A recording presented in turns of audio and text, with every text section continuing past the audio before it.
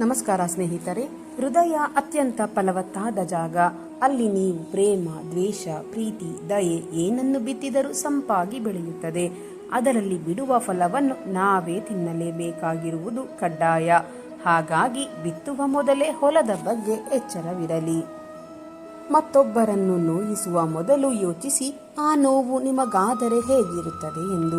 ಜೀವನದಲ್ಲಿ ನೆಮ್ಮದಿಯಾಗಿರಬೇಕು ಎಂದರೆ ನಾವು ಇನ್ನೊಬ್ಬರ ವಿಷಯಕ್ಕೆ ಅನಾವಶ್ಯಕವಾಗಿ ಕಿವಿ ಕೊಡಬಾರದು. ಮತ್ತೊಬ್ಬರು ನಮ್ಮ ಬಗ್ಗೆ ಏನೇ ಮಾತನಾಡಿದರೂ ತಲೆ ಕೆಡಿಸಿಕೊಳ್ಳಬಾರದು. ನಮ್ಮ ಪಾಡಿಗೆ ನಾವಿದ್ದು ನಮ್ಮ ಜೀವನ ನಾವೇ ನಡೆಸಬೇಕು. ಸಂಬಂಧಗಳು ಕೈ ಕೊಡಬಹುದು, ಆದರೆ ದೇವರು ಕೈ ಬಿಡುವುದಿಲ್ಲ.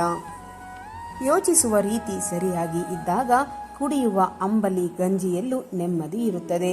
ಜೀವನದ 6 ಶತ್ರುಗಳು ಕಂಡದ್ದನ್ನು ಬಯಸುವುದೇ ಕಾಮ, ಬಯಸಿದ್ದು ಸಿಗದಿದ್ದಾಗ ಉಂಟಾಗುವುದೇ ಕ್ರೋಧ, ಬಯಸಿದ್ದು ದೊರೆತರೂ ಇನ್ನಷ್ಟು ಬೇಕೆನ್ನುವುದೇ ಲೋಭ, ಇನ್ನಷ್ಟು ಸಿಕ್ಕಾಗ ಕೈಬಿಟ್ಟು ಹೋಗಬಾರದೆಂಬುದು ಮೋಹ, ಕೈಬಿಟ್ಟು ಹೋಗದೆ ತನ್ನಲ್ಲೇ ಉಳಿದಾಗ ತನ್ನ ಬಳಿ ಮಾತ್ರ ಇದೆ ಎಂಬ ಜಂಬವೇ ಮದ, ತನ್ನಲ್ಲಿರುವುದೇ ಬೇರೊಬ್ಬರಲ್ಲೂ ಇದೆ ಎಂದು ತಿಳಿದಾಗ ಉಂಟಾಗುವುದೇ ಮತ್ಸರ.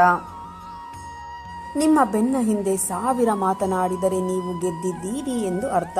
ಯಾಕೆಂದರೆ ಅವರು ನಿಮ್ಮ ಎದುರಿಗೆ ನಿಲ್ಲುವ ಸಾಹಸಕ್ಕೆ ಕೈ ಹಾಕುವುದಿಲ್ಲ. ಬೆನ್ನ ಹಿಂದೆ ಮಾತನಾಡುವುದಕ್ಕೆ ಅಷ್ಟೇ ಅವರು ಯೋಗ್ಯರು. ಯಾವುದೇ ವ್ಯಕ್ತಿ ನಿಮ್ಮ ಹತ್ತಿರ ಬರಲು 2 ಕಾರಣಗಳಿವೆ, ಭಾವ ಮತ್ತು ಪ್ರಭಾವ. ಯಾರಾದರೂ ನಿಮ್ಮ ಹತ್ತಿರ ಪ್ರೇಮದಿಂದ ಬಂದರೆ ಅವರಿಗೆ ಪ್ರೀತಿ, ಗೌರವ ಕೊಡಿ. ಯಾರಾದರೂ ಅಭಾವದಿಂದ ಬಂದರೆ ಅವರ ಅವಶ್ಯಕತೆಯನ್ನು ತಿಳಿದುಕೊಳ್ಳಿ, ಅವರಿಗೆ ಸಹಾಯ ಮಾಡಿ. ಯಾರಾದರೂ ಪ್ರಭಾವದಿಂದ ಬಂದರೆ ಗೌರವಿಸಿ, ತಿರಸ್ಕರಿಸಬೇಡಿ. ನಿಮ್ಮ ಜೀವನದ ಬಗ್ಗೆ ತುಂಬಾ ಯೋಚಿಸಬೇಡಿ. ಭಗವಂತ ತುಂಬಾ ಯೋಚನೆ ಮಾಡಿ ನಿಮಗೆ ಜೀವನವನ್ನು ಕೊಟ್ಟಿದ್ದಾನೆ.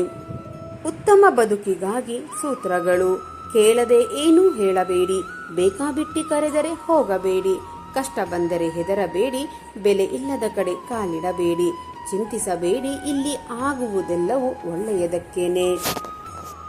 ಸಮಸ್ಯೆಗಳ ಬಗ್ಗೆ ಎಂದಿಗೂ ಚಿಂತಿಸದಿರಿ, ಯಾಕೆಂದರೆ ಅದು ಪರಿಹಾರಕ್ಕೆ ಯೋಚಿಸಲು ಇರುವ ಸಮಯವನ್ನು ಅದು ತಿಂದು ಬಿಡುತ್ತದೆ. ನೀವು ಪಡೆದಿರುವುದೆಲ್ಲ ನಿಮಗೆ ಇಲ್ಲಿಂದಲೇ ದೊರೆತಿರುವುದು, ನಿಮಗಿರುವುದೆಲ್ಲ ಇಲ್ಲಿಂದಲೇ ಪಡೆದಿರುವುದು. ಇಂದು ನಿಮಗಿರುವುದೆಲ್ಲ ನಿನ್ನೆ ಬೇರೆ ಇನ್ಯಾರದ್ದೋ ಆಗಿತ್ತು, ನಾಳೆ ಅದು ಮತ್ಯಾರದ್ದೋ ಆಗಿರುತ್ತದೆ. ಪರಿವರ್ತನೆ ಪ್ರಕೃತಿಯ ನಿಯಮ. ವರ್ತನೆ ನಿಮ್ಮ ತಪ್ಪಿಲ್ಲದೆ ಯಾರೇ ನಿಮ್ಮನ್ನು ನಿಂದಿಸಿದರೂ, ಪ್ರತಿಕಾರ ತೀರಿಸಿಕೊಳ್ಳಲು ನಿಮ್ಮಿಂದ ಆಗದೆ ಹೋದರೂ ಕಾಲವೇ ಅವರನ್ನು ತಪ್ಪದೆ ಶಿಕ್ಷಿಸುತ್ತದೆ. ಯಾಕೆಂದರೆ ಅವರು ಮಾಡಿದ ಕರ್ಮಗಳಿಗೆ ಅವರೇ ಶಿಕ್ಷೆ ಅನುಭವಿಸಬೇಕು. ನಮ್ಮನ್ನು ಯಾರು ಮೋಸ ಮಾಡಿದರೆಂದು ನೊಂದುಕೊಳ್ಳುವುದಕ್ಕಿಂತ ನಾವೇ ದುಡುಕಿ ಮೋಸ ಹೋದೆವು ಎಂದು ಸಮಾಧಾನಗೊಳ್ಳುವುದು ತುಂಬಾ ಉತ್ತಮ. ನಿಮ್ಮ ಖುಷಿಯ ಬೀಗದ ಕೈ ನಿಮ್ಮಲ್ಲೇ ಇರಲಿ, ಮತ್ತೊಬ್ಬರ ಬಳಿ ಎಂದಿಗೂ ಕೊಡಬೇಡಿ. ನೀವು ಒಂಟಿ ಅಂತ ನಿಮಗೆ ಅನಿಸುತ್ತಿದೆಯೇ? ಸೂರ್ಯನು ಕೂಡ ಒಂಟಿ, ಆದರೂ ದಿನಾಲೂ ಅವನು ಪ್ರಪಂಚವನ್ನು ಬೆಳಗುತ್ತಾನೆ. ಸತ್ತ ಮೇಲೆ ಮಲಗುವುದು ಇದ್ದೇ ಇದೆ. ಬದುಕಿದ್ದಾಗ ಎದ್ದು ಏನನ್ನಾದರೂ ಸಾಧಿಸಿ. ಸ್ನೇಹಿತರೆ, ಸ್ವಾಭಿಮಾನ ಕಳೆದುಕೊಂಡು ಸಾವಿರಾರು ಜನಗಳ ಮಧ್ಯೆ ಇರುವುದಕ್ಕಿಂತ ಸ್ವಾಭಿಮಾನವನ್ನು ಉಳಿಸಿಕೊಂಡು ಒಬ್ಬರೇ ಇರುವುದು ಎಷ್ಟು ಮೇಲು. ಕಣ್ಣೀರು ಬರಿಸುವ ಕಷ್ಟಗಳು ನಮಗೆ ಬೇಕು, ಆಗಲೇ ಆ ಕಣ್ಣೀರನ್ನು ಒರೆಸುವ ಬೆರಳು ಯಾವುದೆಂದು ನಮಗೆ ತಿಳಿಯುವುದು. ನೆನಪಿರಲಿ ಸ್ನೇಹಿತರೆ, ನೀವು ಯೋಚನೆ ಮಾಡದೆ ಹೇಳುವ ಒಂದು ಮಾತು ನಿಮ್ಮನ್ನು ಒಂದೊಂದು ನಿಮಿಷನೂ ಯೋಚನೆ ಮಾಡಿಸುತ್ತದೆ. ಸತ್ಯ ಇನ್ನೇನು ಹೊಸ್ತಿಲು ದಾಟಬೇಕು ಅನ್ನುವಷ್ಟರಲ್ಲಿ ಸುಳ್ಳು ಇಡೀ ಊರನ್ನೇ ಸುತ್ತಾಡಿಕೊಂಡು ಬಂದಿರುತ್ತದೆ. ಸೂರ್ಯನಂತೆ ನೀವು ಪ್ರಕಾಶಿಸಲು ಬಯಸುವುದಾದರೆ ಮೊದಲು ಸೂರ್ಯನಂತೆ ಉರಿಯಲು ಕಲಿಯಿರಿ. ಓಡಲು ಸಾಧ್ಯವಾಗದಿದ್ದಲ್ಲಿ ನಿಧಾನವಾಗಿ ನಡೆದರೂ ಗುರಿ ಮುಟ್ಟಬಹುದು, ಆದರೆ ಎಂದಿಗೂ ಹಿಂತಿರುಗಬೇಡಿ. ಸ್ನೇಹಿತರೆ, ಪ್ರಯತ್ನ ಎಂಬ ಚಂದ್ರನನ್ನು ಬೆಳಗಿಸಿದರೆ ಯಶಸ್ಸು ಎಂಬ ಬೆಳದಿಂಗಳು ಸಿಗುತ್ತದೆ. ಎಷ್ಟೇ ಕೋಟಿ ಹಣವಿದ್ದರೂ ದೇವರು ಕೊಟ್ಟಿರುವ ಆಯುಷ್ಯ ಒಂದು ಕ್ಷಣ. ಹೆಚ್ಚಿಗೆ ಬದುಕಲು ಆಗುವುದಿಲ್ಲ. ಒಳ್ಳೆಯ ಕೆಲಸ ಮಾಡದೆ ಯಾರೂ ದೊಡ್ಡವರೆನಿಸಿಕೊಂಡಿಲ್ಲ. ಹಾಗೆಯೇ ಒಳ್ಳೆಯ ಕೆಲಸ ಮಾಡುವವರನ್ನು ಜಗತ್ತು ಯಾವತ್ತಿಗೂ ಚಿಕ್ಕವರು ಎಂದು ಗುರುತಿಸಿಲ್ಲ. ಇನ್ನೊಬ್ಬರ ತುಳಿತಕ್ಕೆ ಸಿಗದೆ ಆಡಿಕೊಳ್ಳುವವರ ಬಾಯಿಗೆ ತುತ್ತಾಗದೆ ಯಾರೂ ಬೆಳೆದಿಲ್ಲ. ಮನುಷ್ಯ ಒಳ್ಳೆಯವನಾಗಿದ್ದರೂ ಮಾತನಾಡುತ್ತಾರೆ, ಕೆಟ್ಟವನಾಗಿದ್ದರೂ ಮಾತನಾಡುತ್ತಾರೆ. ಎಲ್ಲರೂ ಎಲ್ಲರಿಗೂ ಒಳ್ಳೆಯವರಾಗಲು ಸಾಧ್ಯವಿಲ್ಲ, ಹಾಗೆಯೇ ಎಲ್ಲರೂ ಕೆಟ್ಟವರಾಗುವುದಕ್ಕೆ ಸಾಧ್ಯವಿಲ್ಲ. ಮರದಿಂದ ಬಿದ್ದ ಹೂವು ಮತ್ತೆ ಅರಳುವುದಿಲ್ಲ, ಆದರೆ ಬೇರುಗಳು ಗಟ್ಟಿಯಾಗಿದ್ದರೆ ಮತ್ತೆ ಹೊಸ ಹೂವುಗಳು ಹುಟ್ಟಿಕೊಳ್ಳುತ್ತವೆ. ಹಾಗೆಯೇ ನಮ್ಮ ಜೀವನದಲ್ಲಿ ಇದುವರೆಗೆ ನಾವು ಏನು ಕಳೆದುಕೊಂಡಿದ್ದೀವೋ ಅನ್ನುವುದಕ್ಕಿಂತ ಇನ್ನೂ ಜೀವನದಲ್ಲಿ ಮುಂದೆ ಎಷ್ಟು ಬೆಳೆಯಬೇಕಿದೆ ಎಂಬುವುದು ಮುಖ್ಯ ಆಗುತ್ತದೆ. ಜಗತ್ತಿನಲ್ಲಿ ಯಾರನ್ನು ಯಾರಿಂದಲೂ ತುಳಿಯುವುದಕ್ಕೆ ಸಾಧ್ಯವಿಲ್ಲ, ಆದರೆ ತುಳಿಯುವವರ ಮುಂದೆ ತಲೆ ಎತ್ತಿ ನಡೆಯುತ್ತೇನೆ ಎಂಬ ಹಠ ನಿಮ್ಮಲ್ಲಿ ಇರಲಿ. ಒಬ್ಬರ ನೋವಿಗೆ ಕಾರಣರಾದವರು ಮುಂದೆ ನೋವನ್ನೇ ಅನುಭವಿಸುತ್ತಾರೆ. ಯಾಕೆಂದರೆ ರಾಗಿ ಬಿತ್ತನೆ ರಾಗಿಯನ್ನೇ ಕೊಡುವುದು ವಿನಃ ಅಕ್ಕಿಯನ್ನು ಅಲ್ಲ. ನಿಮ್ಮ ಜಾತಿಯಿಂದ ಆಗಲಿ ನಿಮ್ಮ ಧರ್ಮದಿಂದ ಆಗಲಿ ನೀವು ದೊಡ್ಡವರಾಗುವುದಿಲ್ಲ. ನೀವು ಮಾಡುವ ದಾನ ಧರ್ಮ ಅಥವಾ ನಡೆದುಕೊಳ್ಳುವ ರೀತಿಯ ಮೇಲೆ ನೀವು ದೊಡ್ಡವರಾಗುತ್ತೀರಾ. ಬದುಕನ್ನು ಪ್ರೀತಿಸುತ್ತಾ ಸಾಗಿ, ಬದುಕು ನಿಮ್ಮನ್ನು ಪ್ರೀತಿಸುತ್ತದೆ.